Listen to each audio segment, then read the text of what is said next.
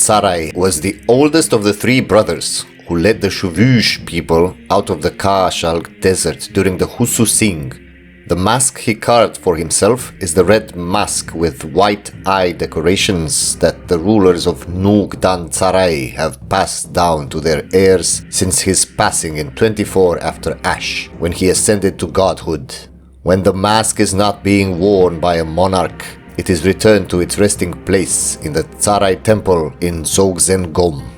He is considered the calmest of the three, and through his logical reasoning is held responsible for preventing schisms from arising during the Hususing. His followers usually pride themselves with calm and understanding, and leaders who worship him tend to attempt to rule with the same incredible finesse that he showed in his life and beyond. The Nuugdan Tsarai have long been the most powerful tribe of the Shuvush. Recently, however, they have seen the rise of Kusheng Nurgai of the Bagatun clan. Her horde stabilized and united all the minor clans of Nuugdan Tsarai within a few short years, and she earned the respect of her people by subjugating the other two major tribes, Tuista Jaal and Rung Oedek, while finally bringing down the fortifications of Tsunguan, which has repelled them for centuries. The world now trembles before a faceless queen. The Shuvush are humans who eke out a living in North Haless. Their name mirrors the howling of the wind that whips over Shuvush Shudi. Their communities are isolated from each other by the sparse and vast lands that they inhabit. They are relatively quiet and stoic. The steppes make fighting for survival a necessity, and their tribes have their teeth sharpened in inter-tribal violent conflicts. They customarily wear masks, hiding their faces and protecting their souls from spirit demon face stealers that roam the deserts of Kaashalg and its surroundings. Through the masks, they are also able to commune with their ancestors to draw upon their strength and wisdom. Their culture, aggression, and masked faces give them an air of mystery and terror to the rest of Haless. Another striking aspect of their life on the steppes is their exceptional riding and mounted archery skills. Their choice of steed is the primitive, monstrous, and carnivorous terror bird. Shuvush clans breed and grow these beasts and share the craft from parent to child over generations. As fierce and dangerous as they are, their mounts are the secret to their survival. Anyone who finds themselves at the opposite end of a terror rider's spear will soon become food for the fearsome predators. The Day of Ashen Skies was largely responsible for the tribe's current situation. The cataclysm turned their land into an unhospitable desert, which is now barely inhabited by some scattered survivors. The Shuvush were pushed south and have struggled with internal strife and external obstacles. Their alien visages caused them to be rejected by the people of North Haless and the Yanshen. The mighty Phoenix Empire has built forts along their northern borders to keep the terror riders out, and were successful at keeping them at bay.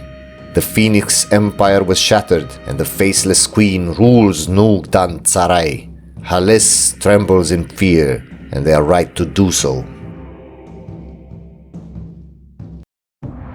First of all, the definitely not Manchu tribe of Nuugdan Tsarai is a steppe horde. This means that they may raise provinces for fun and profit, field a large army primarily made up of cavalry, and have all the tools needed for rapid conquests.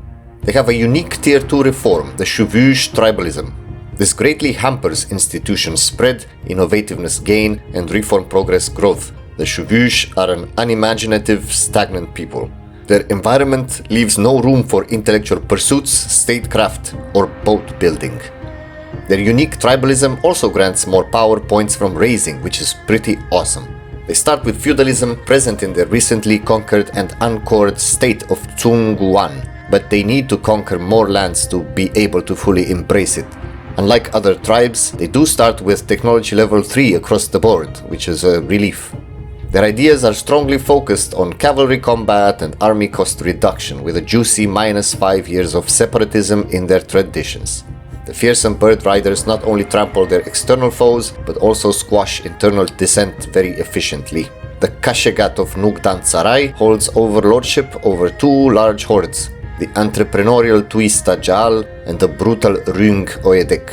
Each of them have their own agendas and are addressed via the mission tree. Tuista Jaal's ambition is to expand into the fertile Jinkyu Valley in the south and then further south in the upper Yanshen, owned by the eunuch kingdom of Bianfang. Rung Oedek desires revenge against the kingdom of Daingun, whose people have rebelled and drove them back into the steppes in the past years.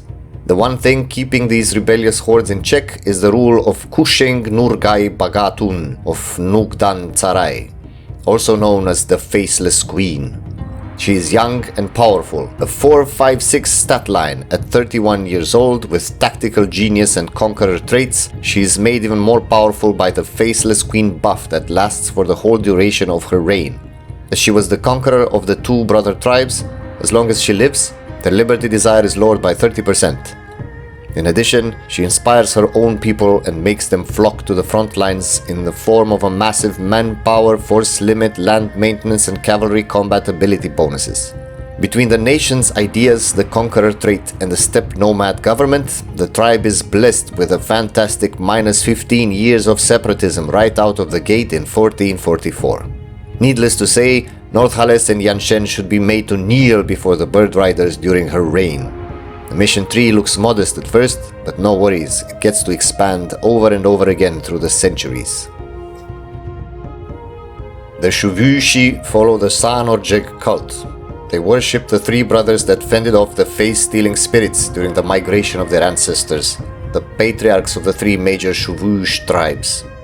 To protect themselves from spirits, these people wear intricately woven masks. Shamans wear black, featureless ones, while rulers also avoid complicated patterns. Shamans communicate with gods and spirits through their masks. Anyone may be worthy of ascension and join the roster of gods upon death. This idea makes their bird riders fight with fervor and loot with impunity. Thus, as a baseline bonus, Saanorgegh grants a large cavalry shock bonus and extra available loot. Each leader may choose a personal mask dedicated to one of the ascended spirits and channel its power. Initially, Nurgai has access only to the mask of Tsarai, the founder of her tribe, but over time, many more masks can be unlocked through missions and events for future rulers. Nurgai herself is destined to ascend, and her mask will empower future female Kushengs with 10% core creation cost reduction and 25% cavalry combat ability. A very special mention is the Mask of Ben-Gudak Nar, which grants 20% war score cost reduction versus other religions and enables the Holy War Casus Belli against neighboring heretics and heathens. A core belief of Saanorgegh is that the only benevolent spirits are those connected to the masks. All other spirits are malevolent and untrustworthy. After more than a millennia of struggle with the face-stealing spirits of the Kaashalk Desert, this belief is unshakable. This puts the aggression of the Shuvush under a different light. For all the bloodlust and violence, they are a scared people who try to run away from the desert demons. As their way south is blocked, the only solution to this problem is violence. Furthermore, they cannot stomach the liberal association of the Halessi with the many spirits that roam this continent. And this drives them further and further south in the name of protecting the souls and the faces of their people and perhaps anyone else who understands the dangers posed by these malefic spirits.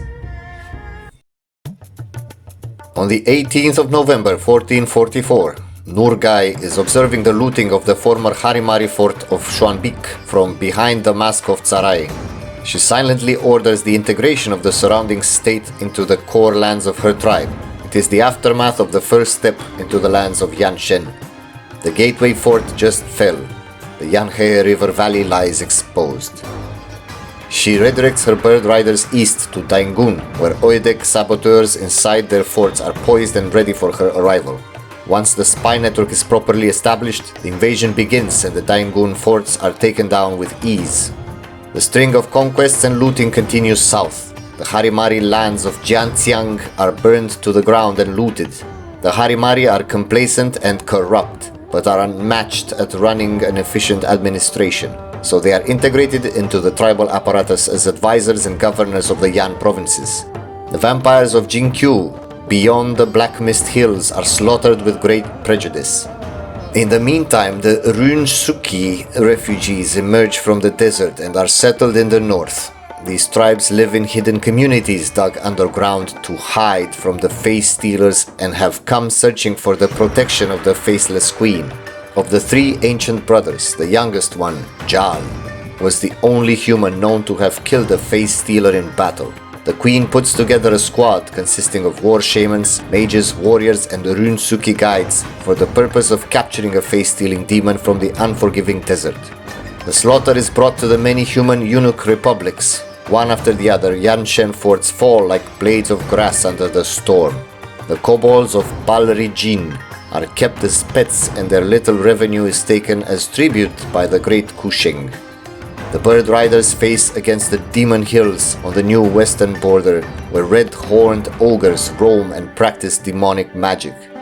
The terror birds make short work of the Onis of Azjakuma. These monstrous beasts are almost completely purged from the hills, and the few who remained agree to join the Horde.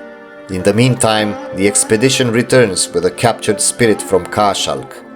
They are unable to kill it, so they resort to sending spies to the Xia, spiritual warriors of Xianje, to learn about techniques that may be used to perform the feat of killing the demon.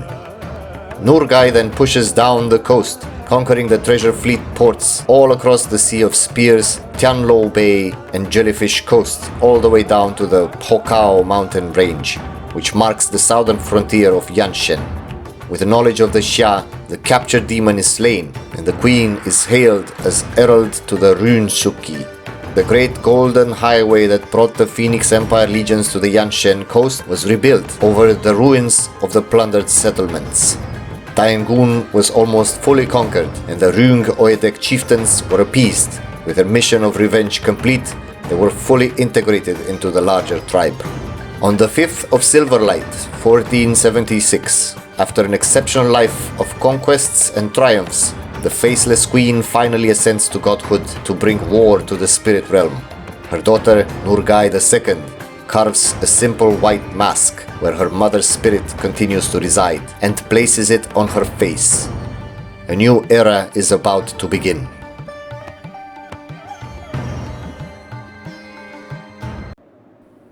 Nurgai II is tasked to share the lands of the Yan with the many bickering clans. A few leftover enemy holdouts remain here and there, with the biggest one being the eunuch kingdom of Bianfang. To the west, across the Demon Hills, the mighty Hobgoblin Command is dealing blow after blow to the decadent Raj, with no contest to its military machine. The kingdom of Daengun in the northeast hangs by a thread, their administration being holed up in a forest at the edge of the world, with the former capital of Odeongu finally within the tight grip of the tribe of Tsarai. With an inheritance so rich in cultures and races, the fresh queen decides to restructure the state and its institutions. To do so and not alienate the Shuvushi clans, she takes the mantle of the heir of Bengudak. Long ago, the great Kusheng Bengudak conquered the kingdom of Odeongu in the east, ushering the mighty empire of Guwamuud, which would stand for nearly 900 years before it was torn down by their disloyal subjects. Nuugdan Tsarai has repeated this great feat, and it was time to redeclare the sovereignty of Great Guwamuud. Renouncing the tribal government, nobiliary titles are liberally sold to the clans to earn their trust and loyalty. Learning from past mistakes, the Kusheng declares the imperial harem as the new form of government. There is always a danger that powerful subjects would want to overthrow the masked queen. To prevent this from happening, she demanded that a child of every landed noble must be brought to the monarch's personal harem. This would guarantee loyalty, but also an abundance of heirs. Nurgai II continued her mother's conquests.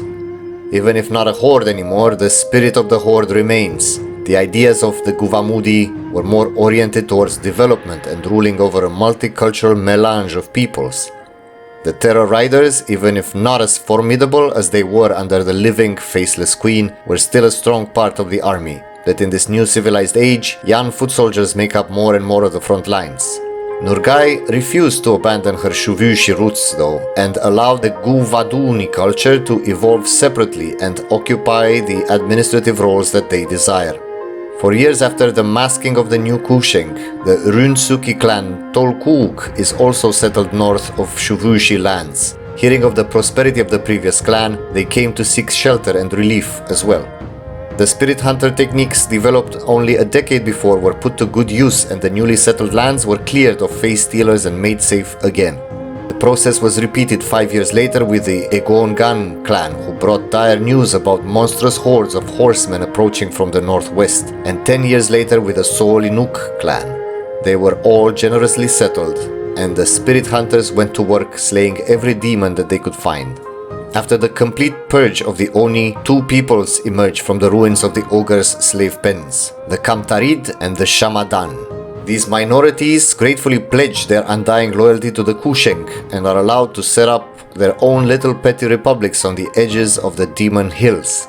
The creation of Gatasak and Sir made the conflict with the neighboring command inevitable. When the terror riders of Guwamuud met the expertly trained and disciplined hobgoblin armies on the field of battle, all of Haless collectively held their breath. The hobgoblins fought honorably and would not give up after countless lost battles, but the bird-riding hordes ultimately trampled them underfoot, liberating many valuable trade centers and cores of Gatasak and Sir. The first command war was a small taste of the next few confrontations that will inevitably follow. In Xiaken, the many warrior monk states were united into one Xia, while Bianfang was erased from the map. The ancient capital of Guwamuud was developed and made resplendent, while temples on the holy island of Somyongkon were restored. In the north and in Rahen, the queen was hailed as a liberator and a mythical hero, but in Yanshen the queen was seen as a heartless tyrant. The masters of the One Xia were also observing her actions with great suspicion. The Golden Kobolds were convinced to serve Guwamuud as an actual vassal state instead of a simple tributary. Nurgai II attempted to placate her Yan subjects by continuing the Golden Highway rebuilding process started by her mother, connecting the coast to the upper Yanshen. In the year 1511, Nurgai II, refounder of Guwamuud, drew her last breath. Shamans across the land reported that they could once again hear the spirit of Bengudak, the one who proclaimed the empire a millennia prior. This ascendant god was viewed as either dead or dormant, but now he was sensed in a new form identified as Bengudaknar, which means Bengudak and child.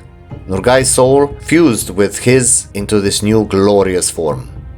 A mask has been carved to represent them, the one who spread the faith by the terror bird and not by the mouth. The Kusheng's heir, Akshan Bagatun, took his new mask and wore it for the rest of his reign. As he placed the mask of Ben Gudaknar on his face, the Third Age was declared. The Yan have been looking down on the Shuvush, haughtily dismissing them as savages from the decadent opulence of their cities and confident in the security of their walls. How they must be reeling now that the Shuvush hordes have overrun their most important cities, markets, and palaces. Time in this land has changed the Horde, however, with many of their warriors adopting the traditions and cultures of the Yan.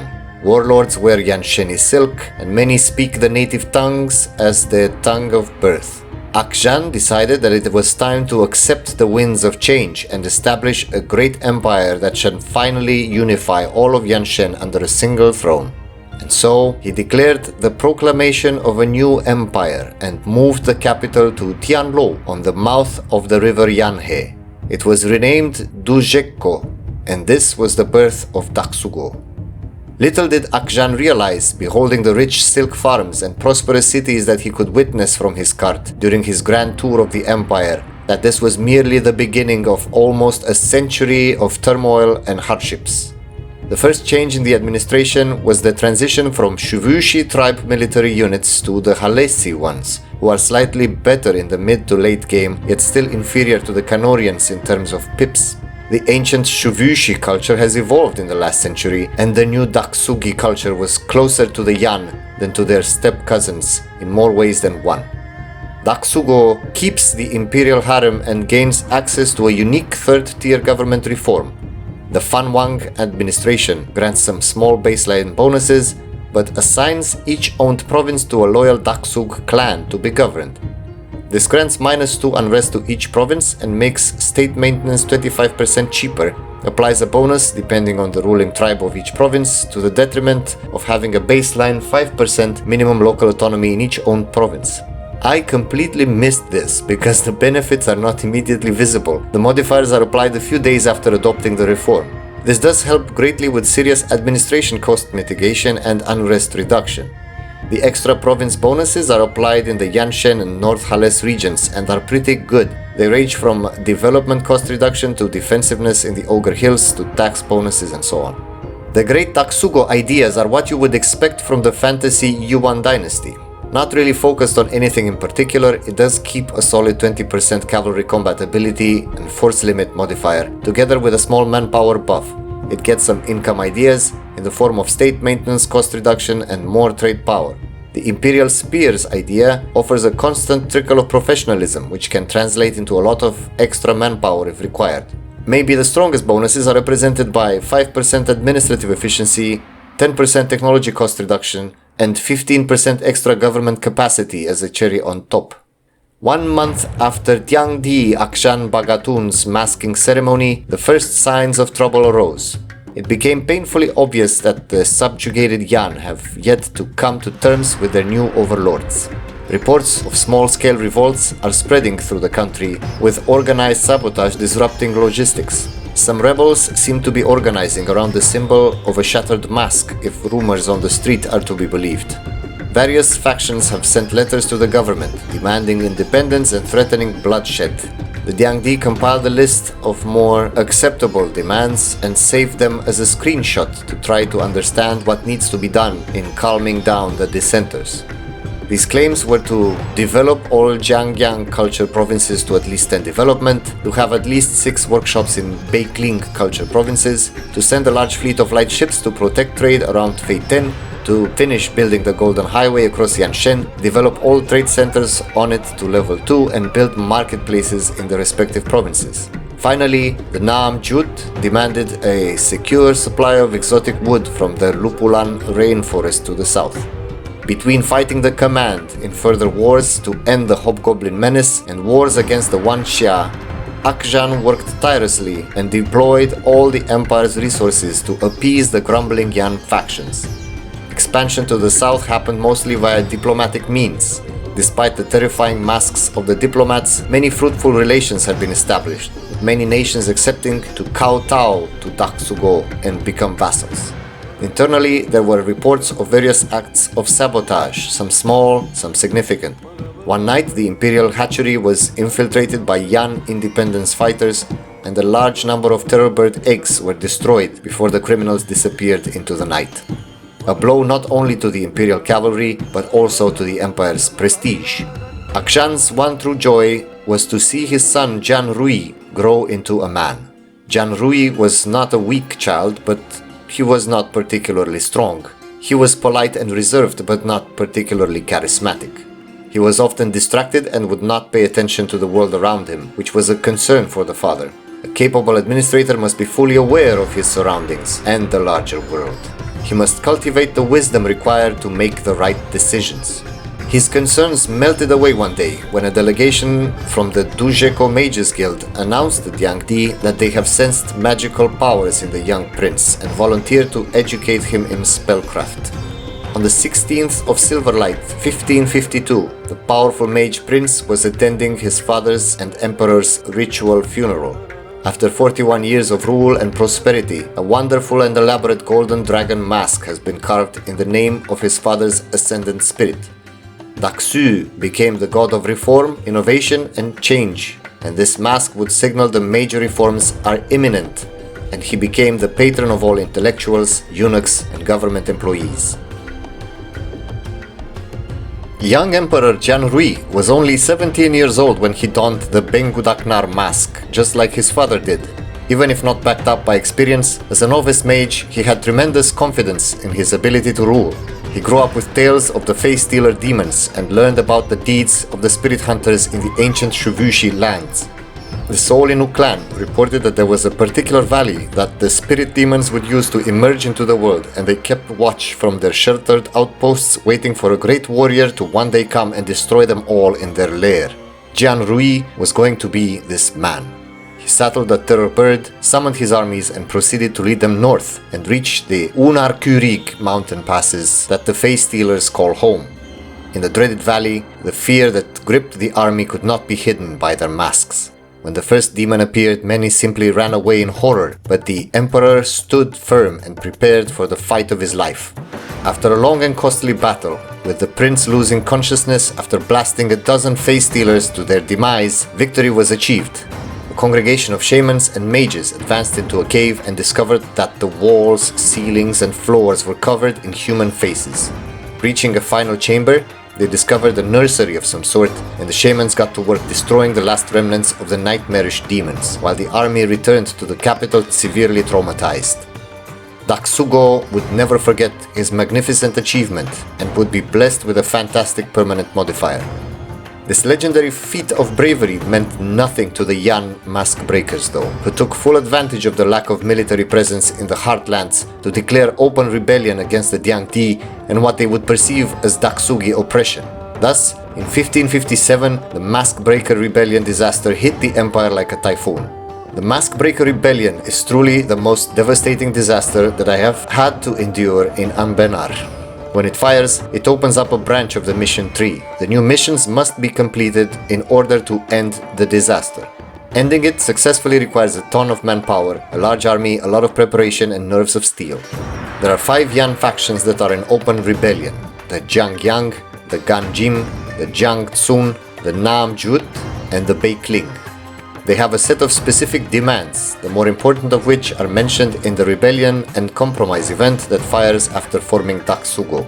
Aside from the permanent malices, while the disaster is active, there are a host of different unpleasant events and a high chance of large rebel armies spawning every month in the aforementioned Yan culture provinces. They can overwhelm your armies quite rapidly, and I ended up recruiting several mercenary armies to be able to keep up. One important criteria to end the missions is to pacify the provinces using the army. This requires some military points in the power pool. All you have to do is move armies into provinces which have the rebelling locals modifier and click the decision to establish order. Each province has a chance to spawn more rebels, but thankfully not all of them. There are dozens of such provinces though, and every month you get more and more random rebels spawning. With each event spawn, war exhaustion increases by a bit, and while the disaster is active, the war exhaustion will not subside. It will keep rising naturally. I think it wise to pacify one culture group at a time and restrict the area where the rebels spawn. The costs will be enormous. Yanshen will be devastated thoroughly during this disaster. If you manage to pull through, you will receive permanent claims on the remaining Yan culture, the Sittu, who live mostly in Qianjie. Uniting the Yan culture will result in a permanent years of separatism bonus and slightly cheaper culture conversion cost. Not to mention that pacifying each faction will result in a permanent positive modifier for each one. Jian Rui would lead his army against his own people through the rebellion and would see it eventually crushed. Unfortunately, his reign of only 18 years was filled with violence, and he died slightly after one of arguably the worst civil wars in the history of Yanshen. Some say of overexertion, some say of a heavy heart, some say of poison. The reasons are lost in history. He did sire a son, of course. Yiling I was tasked with clearing the smoke of the awful struggle, but he began the process of true reform and set the empire on the path to inward perfection. The mission tree expands into its final form at the end of the Maskbreaker Rebellion. The subsequent rulers are tasked with developing and building. They are required to employ different advisors that help push a large number of economic and military reforms. As reforms are being undertaken, a great legal code is being devised. Even if the Maskbreakers have been crushed, there are many more different factions that react and rebel against each article coded. Encouraging development in gunpowder technology will anger the traditional tribes and vice versa. Religious codes are bound to upset either the true faith zealots, the heretics, or the heathens. When faith was codified with a tolerant approach to heretics, millions of heathen zealots sprung to fight. Their numbers rivaled those of the Maskbreakers, and they rebelled all at once. One very interesting reward in this part of the campaign was the fact that Daxug culture provinces end up not costing any government capacity. This is very strong, of course, paired with an occasional festival that allows even cheaper culture conversion. The amount of land that can be fully stated by Daxugo is incredibly high due to this, among other bonuses. After all the trials and tribulations, When inward perfection is achieved and all historical predicaments have been solved, the Empire may turn its gaze outwards. The final mission grants a unique Tier 7 government reform, Halessi Hegemon. This reform allows claiming entire states using your spy network, but with a twist. The claims will not be regular ones, but permanent, which do not expire, and also make the provinces 25% cheaper and faster to core instead of the regular 10% that a normal claim offers. From this point on, the Empire is free to expand wherever it wants and bring the world under the heel of the masked terror riders. I did start my first Haless campaign with the dwarves of Ovdal Lodhum, but I realized that the feature I was most excited about was removed temporarily, so I decided to try again later once the Dwarf Crown mechanics are implemented. Looking at Haless, I was confused at first. I was never too excited about playing Asian nations in vanilla EU4, and I find samurais a tired trope. But I noticed the Nuugdan Tsarai Horde. Manchu is my favorite nation in vanilla, and Horde gameplay is incredibly fun, so they were a natural first choice to explore this new world while setting it on fire. The hordes of the Faceless Queen are truly outstanding, and the initial conquests are very satisfying. I find the flavor of this nation incredibly unique too, and very interesting. Forming the Guwamuud made me a bit sad for having to give up on the Horde government, but it is what it is. Even without the obscene Faceless Queen bonuses, the Guwamoodi troops were more than a match in quality and quantity to the command, which felt very nice. I had more trouble fighting Puvauri in the late game than I ever had fighting the Hobgoblins, which was definitely a new experience. In the later part of the game, it truly felt like the Empire of Daxugo is a constant disaster, and that the masked emperors will never be able to rule over their people peacefully. But sometimes the road is more important than the destination. Pure conquest is rarely compelling, and as painful as it was, slamming the brakes on conquest and having to sort out the internal affairs of the Empire was very interesting and rewarding. With the many decisions that you must take while codifying the legal code, the unique culture that costs no government capacity, and the final permanent claim on whole states reward, Nuugdan Tsarai into Daxugo is a unique campaign in many ways. It feels like the mission development has truly matured in this expansion, and it makes me very excited to try more. Congratulations to the team, and thank you for making this. And also thank you to my Patreons for their faith and contribution. In alphabetical order, thank you Baconomics, thank you Casimiro Varel, thank you Dan Lambert, and thank you Michael VR. Be well and prosper.